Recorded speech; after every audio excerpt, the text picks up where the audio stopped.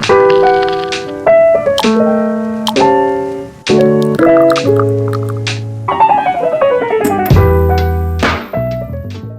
everyone. Thanks for listening to Wake Up, Look Up, a podcast where we connect events happening in real time to the gospel of Jesus Christ. I'm Zach Wyrock. And in today's episode, we're asking the question, can we redeem the internet? This is prompted by an article by Charlie Warzel in The Atlantic. He called it Beyond Doom Scrolling. And I found the article fascinating because he was juxtaposing two things. You may not know this, but social media companies, the key metric they use is something called time on site.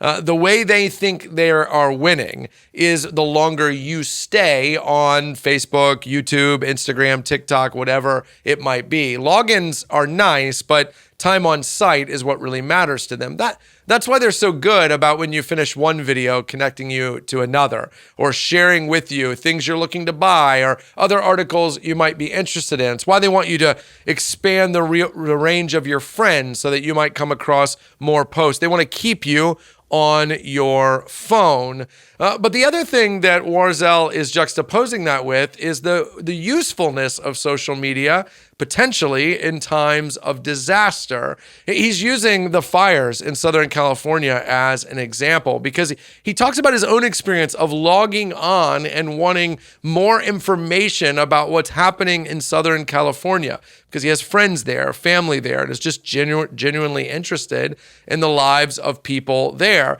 But increasingly, he noticed it was hard for him to find information on what was going on in Southern California, in and around advertisements and stupid videos and mindless posts. Social media's goal to keep him on the site was at direct odds with his goal of actually getting information. This led him to a nonprofit app called WatchDuty.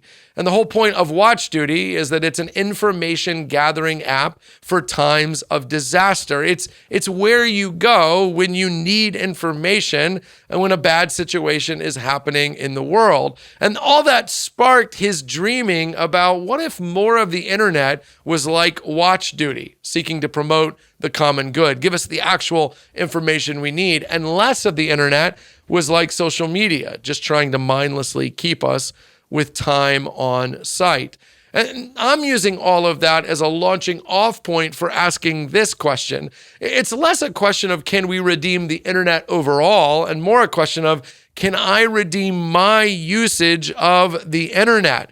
If I look at my phone and I separate all my apps into two buckets, those that are mindlessly trying to distract me from actual life and those that are facilitating my good or the good of other people, I wonder how many apps would fit in each bucket. Is my phone becoming primarily a tool of distraction and entertainment, or am I actually looking to leverage it to do good? Because after all, doing good for others is what the Bible calls me to. In Galatians 6, I'm told to bear the burdens of other people and so fulfill the law of Christ, that my phone can be a tool to checking on others, to caring for others, to praying for them, to being generous towards them. In John 8, Jesus tells me that the truth will set me free. My phone is a powerful tool, if I want it to be, to actually help me separate truth from lies, to